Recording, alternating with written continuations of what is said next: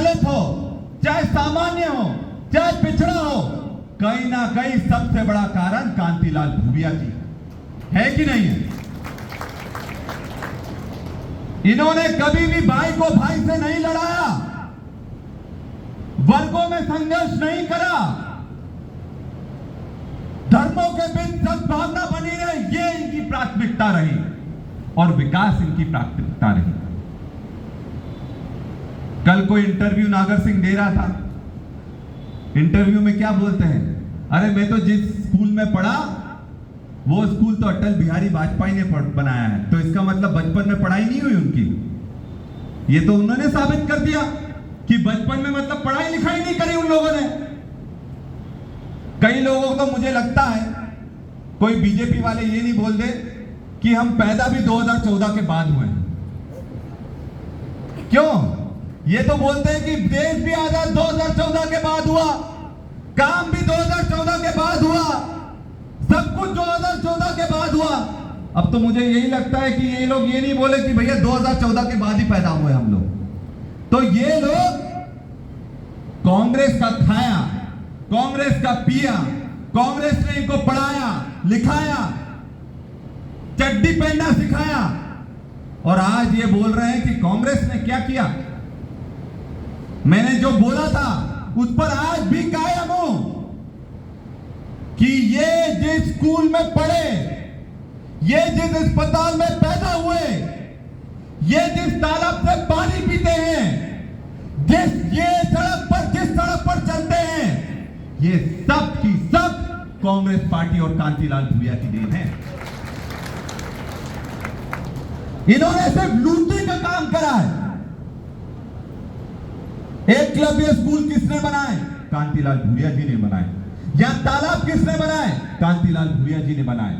यहां पर जो रेल परियोजना लाने का प्रस्ताव जो स्वीकृत हुआ, जो ये परियोजना स्वीकृत हुई, किसने करवाई? प्रधानमंत्री को कांतिलाल भूरिया जी लेकर आए थे, तब जाकर जोबट अलीराजपुर और झाबुआ जिले में ये परियोजना स्वीकृत हुई थी। और ये बीजेपी वाले अगर ये बोलते हैं कि भैया रेल क्यों नहीं आई उस समय, तो आपको मैं उसका कारण भी बता रहा हूं। केंद्र सरकार बीजेपी की स्थानीय सरकार से बोलती रह गई कि हमें जमीन दे दो, जमीन दे दो, जमीन दे दो, इन्होंने जमीन नहीं दी। यह हकीकत है, क्योंकि ट्रेन हवा में तो उड़ेगी नहीं, जमीन पर चलेगी ना, और पटरियों पर चलेगी ना, तो पटरियां जब तक जमीन पर लगेगी नहीं तब तक ट्रेन चल सकती है क्या? और 20 साल से सरकार मध्य प्रदेश में किसकी है? भाजपा की है ना। किसकी सरकार है? बीजेपी की सरकार है। तो इन्होंने जमीन को अधिग्रहण ही नहीं करने दिया। बोले कि यार अगर ये जमीन हमने दे दी और ट्रेन चालू हो गई तो फिर हम क्रेडिट किस चीज का लेंगे, क्योंकि पैसा तो उसी समय का पड़ा हुआ है। जो उस समय का कांग्रेस की सरकार ने पैसा दिया था, उसी पैसे से ये काम हो रहा है। और ये बात मैं आपको बता दूं कि गांठ बांध लेना कि अपना घर अपना होता है। जो लोग अगर इधर उधर थोड़ा बहुत हो रहे हो तो याद कर लेना ये कांग्रेस पार्टी ने उन्हें क्या दिया है, और ये भी याद कर लेना कि हमारा परिवार कौन है। मैं तो सबसे एक ही बात कहता हूं, एक बाप के बनो, दो बाप के मत बनो। सही है कि नहीं? सही है कि नहीं? सही है? कितने लोग सहमत है? जरा हाथ उठाओ। जो हाथ नहीं उठाना है मतलब गड़बड़ है भाई। तो इसलिए दो बाप के मत बनो, एक बाप के बनो। और एक बाप के बनोगे तभी खुश रहोगे। और कांग्रेस हमारी माई बाप है और उसके साथ खड़े रहेंगे। आज एक बड़ा मजेदार किस्सा हुआ, पता है क्या हुआ? छिंदवाड़ा का महापौर विक्रम आहाके, छिंदवाड़ा का जो महापौर था वो बीजेपी में चला गया था, बीजेपी में चला गया। और आज छिंदवाड़ा में मतदान था, 19 तारीख को छिंदवाड़ा में मतदान था। आज सुबह सुबह उसने अपना वीडियो जारी करा और बोलता है कि 1 महीने में मुझे समझ में आ गया कि ये भाजपा वाले किसी के सगे नहीं है। और आज सुबह उसने ये बयान दिया कि भैया मेरे तो माई बाप कांग्रेस ही ठीक थी, बीजेपी में आकर मुझे घुटन महसूस हो रही है और बीजेपी मेरी मां नहीं हो सकती है, तो आज सुबह उसने कमलनाथ जी के लिए वोट अपील जारी कर दी। आज सुबह मतलब जो छिंदवाड़ा का महापौर को डरा धमका कर ले गए वो बीजेपी में, और आज मतदान के दिन वो वापस कांग्रेस पार्टी में आ गया और ये बोलकर आया कि बीजेपी में तो मुझे घुटन हो रही है। एक महीने में मुझे समझ में आ गया कि ये बीजेपी वाले किसी के सगे नहीं है, और इसलिए मैं आप सबसे अपील करता हूं कि कमलनाथ जी को जिताने के लिए हाथ के पंजे पर, नकुलनाथ जी को जिताने के लिए हाथ के पंजे पर आप वोट दो। तो ये सबसे करारा तमाचा है बीजेपी वालों को, सबसे करारा तमाचा है। ये उनको ले जाएंगे बैंड बाजे के साथ, और फिर वहां जाने के बाद जैसे होता है ना अपने इसमें, जैसे अपन बकरे की बलि चढ़ाते हैं तो बकरा नहीं मारना तो कान काट कर छोड़ दो, होता है कि नहीं होता?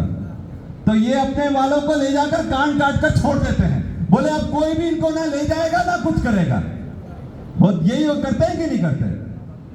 तो यही करते हैं भाजपा वाले कि अपने कांग्रेस वाले को वहां ले जाते हैं और बकरे की तरह बस कान काट कर छोड़ देते हैं, बोले अब तू कहीं भी घूम, तू इधर जा उधर जा, तू किसी काम का नहीं है। करके छोड़ देना, अपनी भाषा में इसको अमरियो बोलते हैं, अमरियो कर छोड़ देते हैं। तो याद रखना कि ये भाजपा वाले आपको भी ले जाकर कान काट कर छोड़ देंगे और बोलेंगे फिर भटकते रहो, यहाँ पर किसके यहाँ जा रहे हो क्या कर रहे हो उनको कोई मतलब नहीं है। और इसलिए छिंदवाड़ा का महापौर आज वापस कांग्रेस पार्टी में शामिल हो गया, तो ये हमारी कांग्रेस पार्टी की विचारधारा की जीत है कि हम बिकाऊ नहीं है, क्योंकि देखो बिकाऊ वाला तो जाएगा, पर आज जो बैठे हैं वो सब टिकाऊ लोग हैं। तो हम तो टिकाऊ थे, हैं और रहेंगे, हम बिकाऊ लोग नहीं हैं, ना कोई हमको खरीद सकता है। क्योंकि इनके मंत्री क्या बोलते हैं, बीजेपी के मंत्री बोलते हैं, बोले हमारे पास जो आ रहा है कचरा आ रहा है, गीला कचरा, सूखा कचरा, मेडिकल वेस्ट। बोला कि नहीं बोला? उनके मंत्री ने बोला, प्रहलाद पटेल ने बोला हम तो डस्टबिन है और ये कचरा हमारे पास आ रहा है। तो जो कचरा है, अगर खुद को कचरा समझते हो तो चले जाओ, और कचरा नहीं समझते हो तो यहां ही खड़े रहो, अपने घर में खड़े रहो। और इसलिए मैं फिर बोलता हूं कि आप लोग पूरी ताकत से, दमखम से ये चुनाव लड़ना है, क्योंकि हमारा प्रत्याशी हमारे यहां से है, और हमारे प्रत्याशी को, अपने परिवार को जिताने के लिए दिन रात हमको एक करना पड़ेगा। तो तैयार हो कि नहीं हो? क्यों, जरा हाथ उठाकर बताओ कितने लोग तैयार हैं? दो हाथ वाले ठीक है, एक हाथ वाले गड़बड़ है भाई, तो दोनों हाथ उठाओ। और इससे समझ में आएगा कि हाथ उठा रहे तो मतलब सही काम कर रहे हैं, और ऐसा नहीं है कि फिर बाद में बोलो भैया हमने हाथ उठा दिया था। भैया बूथ पर भी काम करना पड़ेगा, क्योंकि बूथ पर काम करोगे तभी हमारी जीत होगी। और एक और मजेदार मैं बात बताता हूं, आपको पता होगा कि कांतिलाल भूरिया जी को आपने कितनी बार सांसद बनाया? 5 बार। कितनी बार सांसद बनाया? 5 बार। तो अब क्या छक्का मारना पड़ेगा, छठी बार जिताना पड़ेगा, और छक्का मारना भी पड़ेगा और बीजेपी वालों के छक्के छुड़ाने भी पड़ेंगे। तो बीजेपी के छक्के छुड़ाने के लिए तैयार हो जाओ। हम भी कमर कसकर बैठ गए हैं कि इस बार इनको अच्छी तरह से पानी पिलाएंगे और इनको सबक सिखाएंगे कि जो लोग हमारे सगे नहीं हुए वो किसी के सगे नहीं होंगे। और एक और बात, अभी चांदी का दाम कितना चल रहा है? 90,000 किलो चल रहा है कि नहीं चल रहा? और एक साल पहले कितना था? 70,000 रुपए किलो, 60,000 रुपए किलो। तो आप सोचो, इनकी सरकार आई, अपने आदिवासियों में बिना चांदी के शादी हो सकती है क्या? क्यों हो सकती है कि नहीं हो सकती? नहीं हो सकती। तो इन्होंने क्या करा, अपनी चांदी महंगी कर दी बीजेपी वालों ने। अब बोले जो 60,000 की चांदी मिल रही थी अब 90,000 में खरीदना पड़ रही कि नहीं करना पड़ रही? और किसकी जेब से पैसा जा रहा है? अपनी जेब से पैसा जा रहा है। और यही नहीं, अपने जब शादी करते हैं तो अपन धूमधाम से शादी करना चाहते हैं कि नहीं करना चाहते हैं? सब करते हैं, भले पैसा हो ना हो, उधार लेकर भी 100 गाड़ियां चलना चाहिए और डीजे चलना चाहिए। इन्होंने बीजेपी पे भी प्रतिबंध लगा दिया कि नहीं लगा दिया? अरे मैंने इनसे बोला, नागर सिंह जी से बोला, मोहन यादव जी से बोला, मैंने बोला अरे आदिवासी डीजे के साथ नाचे, ढोल के साथ नाचे, कैसे भी नाचे, उस पर तुम्हें आपत्ति क्या है? सही है कि नहीं? हमें जैसे अपनी शादी करनी होगी हम करेंगे, चाहे डीजे के साथ करनी है, चाहे ढोल के साथ करनी है, चाहे मांदल के साथ करनी है, तो उसमें तुम्हारी आपत्ति क्या है? और इन्होंने क्या करा, धंधा चालू करवा दिया। अब क्या है, पुलिस थाने में पहले पैसे दो, उसके बाद डीजे चलाओ। यही हो रहा है कि नहीं हो रहा? हो रहा है कि नहीं हो रहा? देखो सब हंस रहे हैं क्योंकि सबने पैसे दिए डीजे चलाने के लिए। तो ये लोग हमारे लोगों को लूटने का काम कर रहे हैं और अपने लोगों को लूटकर इनको कहीं पचने वाला नहीं है। और मैं तो बोलता हूं, लूट से याद आया कि नागर सिंह का चुनाव जो भी मैनेज कर रहे हैं, जो भी चुनाव उनको लड़वा रहे हैं, सारे माफिया लोग लड़वा रहे हैं। शराब माफिया नागर सिंह के साथ है, भू माफिया नागर सिंह के साथ है, खदान माफिया नागर सिंह के साथ है, बायोडीजल माफिया नागर सिंह के साथ है। तो जब वो सारे माफिया उन मंत्री को लड़ा रहे हैं, तो आपको क्या लगता है, अगर वो जीत गया तो आपको छोड़ देगा क्या? जिस दिन नागर सिंह जीत गया, और आप देख लेना लोकसभा चुनाव के बाद ये सब कुछ बेचना शुरू कर देगा। एक वो OLX का ऐड आता है ना, OLX का, बेच दे, जो भी आए बेच दे, तो ये OLX मंत्री बन जाएगा।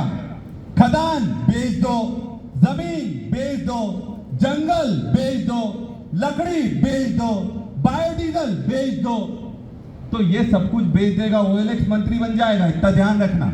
और OLX मंत्री बन गया तो आपके पास रहने के लिए ना छत बचेगी ना घर बचेगा, इनके लोग आकर कब्जा कर लेंगे। तो इसलिए सावधान हम सबको रहना है। और हमारी जो कांग्रेस की योजनाएं हैं, हमारी सबसे बड़ी कांग्रेस की योजना पता है कौन सी है?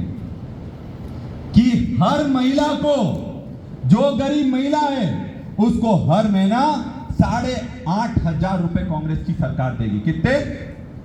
8,500 रुपए, मतलब एक साल का 1 लाख रुपए। कितने?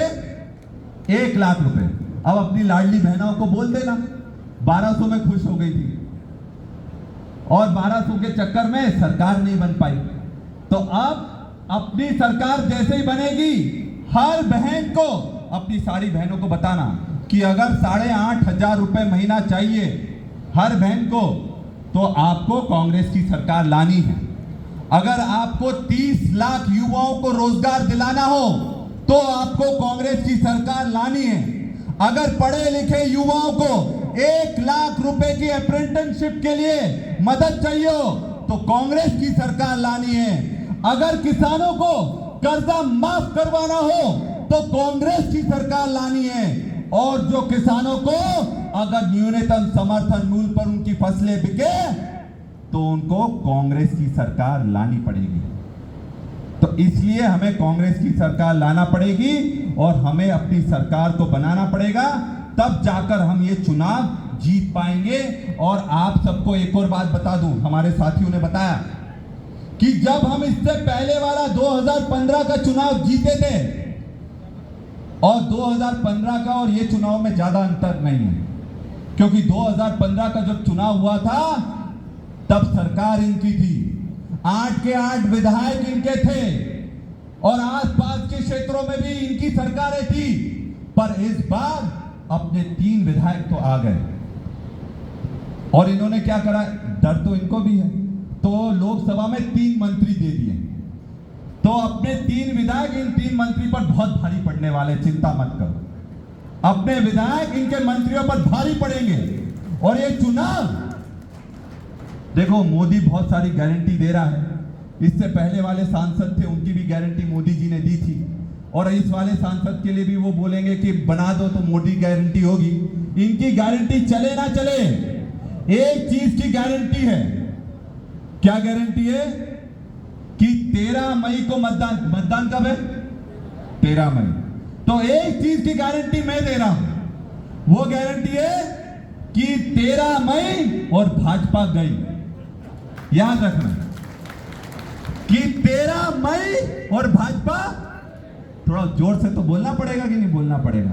13 मई, जोर से, जब तक जोर से बोलोगे मजा नहीं आएगा।